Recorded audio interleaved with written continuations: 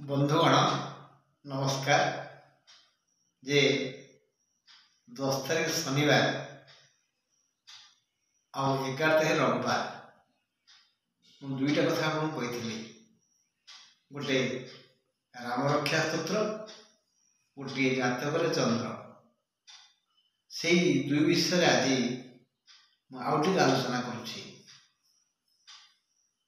ଚନ୍ଦ୍ର ଆପଣଙ୍କ ଜାତକରେ କେଉଁଠି ଅଛନ୍ତି ଜାତକ ଦେଖନ୍ତୁ, ଆଉ ଚନ୍ଦ୍ରଙ୍କର ସ୍ଥିତି ବିଷୟରେ ଅବଗତ ହୁଅନ୍ତୁ। ଚନ୍ଦ୍ର ଯେଉଁ ଅବସ୍ଥାରେ ଥାଆନ୍ତୁ ନା କାହିଁକି, ଯଦି ଆମେ ତାଙ୍କ କବଚକୁ ସବୁଦିନ ଶୁଣିବା ତାହେଲେ ସେ ଆମକୁ ଅବଶ୍ୟ କଲ୍ୟାଣ କରିବେ। এই ଚନ୍ଦ୍ରଙ୍କ କବଚ ବିଷୟରେ ଯାହା ଲେଖା ଅଛି ସ୍କନ୍ଦ ପୁରାଣରେ, ବ୍ୟାସଦେବ ଯାହା ଲେଖିଛନ୍ତି ତାହା ମୁଁ ଠିକ୍ 2 ଦିନ ପରେ ଆପଣଙ୍କ ଆଗରେ ପଠାଇଦେବି। ଆଉ ତାକୁ ଆପଣମାନେ ନିଜ ନିଜ ମୋବାଇଲରୁ ଶୁଣିବେ। ଚନ୍ଦ୍ର ରାତିରେ ଉଦୟ ହୁଅନ୍ତି, ତେଣୁ ଆପଣ ରାତିରେ ବା ସନ୍ଧ୍ୟାବେଳେ ଶୁଣିପାରିବେ ବା ସକାଳେ ଶୁଣିପାରିବେ ବା 2 ଥର ଶୁଣିପାରିବେ। ନିଜର ମଙ୍ଗଳ କାମନା କରି ସମୟ 5-10 ମିନିଟ୍ ଦେବେ। ରାମରକ୍ଷା କବଚ ଉପରେ ବିଶ୍ୱାମିତ୍ର ଯାହା ଲେଖିଲେ ତାହା ସେ ନିଜ ମନରୁ ଲେଖି ନାହାନ୍ତି। ମୁଁ କହିଥିଲି ନା, ବିଶ୍ୱାମିତ୍ର ଥିଲେ ଶୈବ ଅର୍ଥାତ୍ ଶିବଙ୍କର ଆରାଧକ।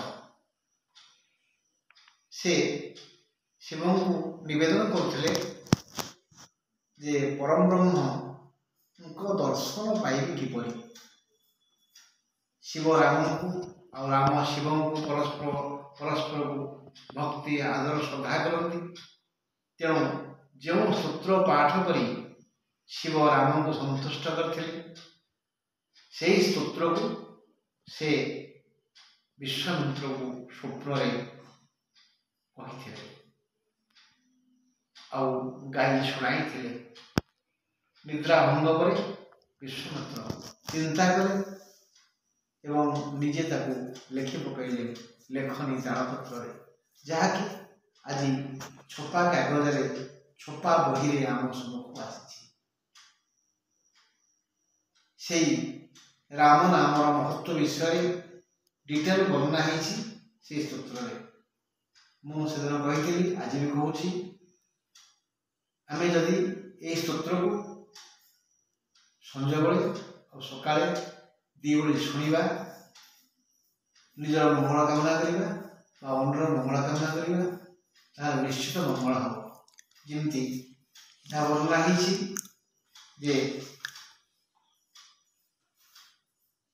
ଦସ୍ୟୁ ରତ୍ନାକର ଯେଉଁ ନାମକୁ ଜପି ଜପି ବାଲ୍ମୀକି ହୋଇଲେ କବି ହେଲେ, ଆଜି କବି ହେଲେ, ଲେଖିଲେ ରାମାୟଣ, ସେ ନାମ ହିଁ ରାମ।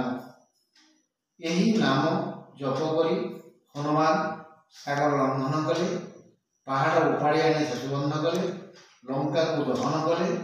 ହେଲେ ନିଆଁ ଜଳୁଥିଲା ଯେଉଁ ଲାଞ୍ଜରେ, ସେ ଲାଞ୍ଜରେ ସାମାନ୍ୟ କ୍ଷତି ହେଇନଥିଲା, କେବଳ ସେ ରାମ ନାମ ଜପୁଥିଲେ ବୋଲି।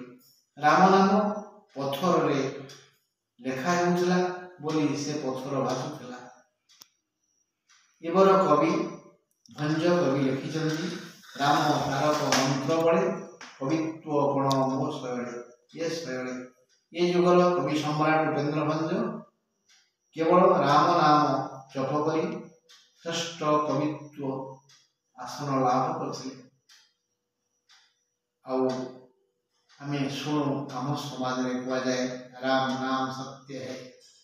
ଆଉ ସବୁ ନାମ ହେଉଛି ମିଥ୍ୟା, ରାମ ନାମ ହେଉଛି ସତ୍ୟ। ରାମ ନାମ ସତ୍ୟ ହେ, ରାମ ନାମ ହିଁ ସତ୍ୟ। ପୁଅକୁ ମା ବୁଝେଇ କହିଲେ, ଭୋଜୁ କିନା ରାମ ନାମରେ ଗୋବିନ୍ଦ, ଜପୁ କିନା ରାମ ନାମ, ଭଜି ନ ପାରିଲେ କୂଳ ଚନ୍ଦ୍ରମାରେ, ବାନ୍ଧି ନେବ କାଳ ଜମ। ତେଣୁ ଆମକୁ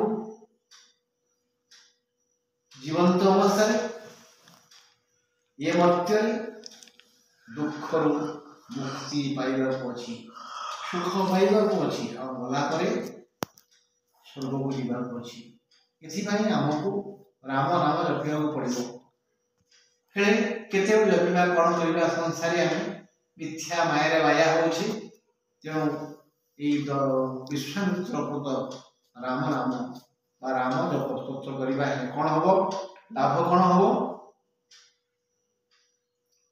परम योगी विश्वामित्र शैव थे शिव महादेव तांको स्वप्न देखा जो राम संजीवनी गाई आउ कही तुम्हें यही स्तोत्र रचना करी प्रत्येक पाठ कर राम तुमको दर्शन देवे और तुम परम ब्रह्म दर्शन हो निद्रा भंग पर विश्वामित्र यह भाविले मनन कले जी मन पड़ा से लिखिले जहाँ राम रक्षा तत्र नाम रक्षा देला कलिजुगर मृत्यु संजीवनी राम नाम अन्यर बा निजर मंगल कामना करी यही स्तोत्र संजोग सकाळे 2 थर मात्र पढ़िब बा शुणिब जी तार समस्त इच्छा पूरण हो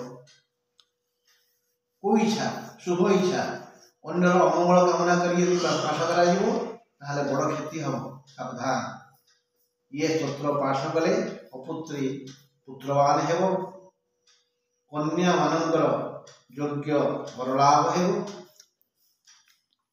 योग्य युवक उच्च पदवी चाकरी पाइब ऋण सब सुझीज आर्थिक उन्नति हो रोगी रोगमुक्त हो पारिवारिक शांति सृष्टि हो अशांत परिवार में शांतिर मलय पवन हो छात्र छात्री मानकर भल विद्या लाभ हो घर भूत प्रेत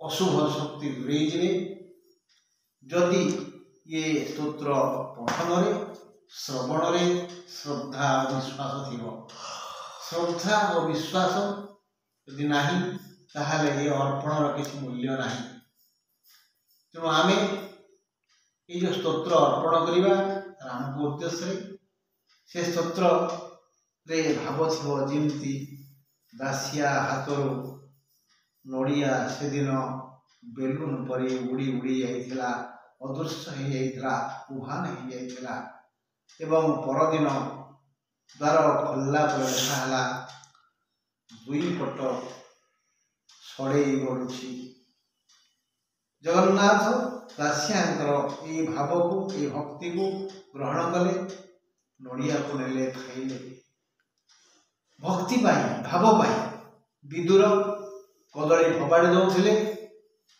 चोपा को रखुले दौले कृष्ण को कृष्ण मुह को चाहिए कदली चोपा को खाई जाऊे किंतु कदली तले पड़ा कारण विदुर हृदय भाव था विश्वास था मु जहाँ देवी कृष्ण ग्रहण करेंगे सबरुणी अईठा फल देता भाव तेणु भाव भक्ति श्रद्धार विश्वास ये राम नाम स्तोत्र शुणु दी ओली जार जो कामना थी यदि पवित्र हो निजर बा अन्यर मंगल कामना कर निश्चित भाव सब दुख दूर हो मत भरोसा करूँ मात्र गोटे मास गोटे मास भर आपण जी या श्रद्धा विश्वास गीत शुणव तार कि मंगल है ठीक शनिवार दिन मुझे भुवनेश्वर से जगह थी से जो महिला